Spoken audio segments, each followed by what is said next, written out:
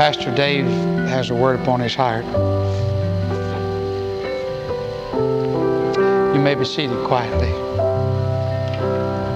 Approximately 1 year ago, I was in St. Louis, Missouri with Pastor Hogue for a revival with Reverend Helm. One afternoon we went to the bookstore, and on the shelf was this little hymnal. And it's hymns, ancient and modern. And I was happy to be able to get it. I brought it home, put it up, and this morning I walked into my office, and oftentimes when I go upstairs to the daycare to teach, I take something with me to work on or to read or something when I have a little bit of time. And so this morning, for the first time in a year, I reached over and picked up this hymnal. I'd never looked at it. And I got upstairs and I was reading my Bible, but I opened this up, and it fell open to page 130, and my eyes fell on hymn 462, which is entitled The Beheading of St. John the Baptist. And when I read those words, touches my heart. All right, praise God.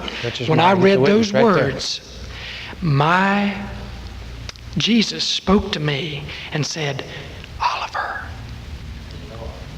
He whispered to me, I get to witness. Oliver. I got it before I knew what he was going to say. And I told Pastor Rod about today when we were having prayer. I read it to him, and I said, now, the Lord didn't speak to me about Brother Helm. He whispered Oliver's name to me. I get to witness before I know what you're going to say.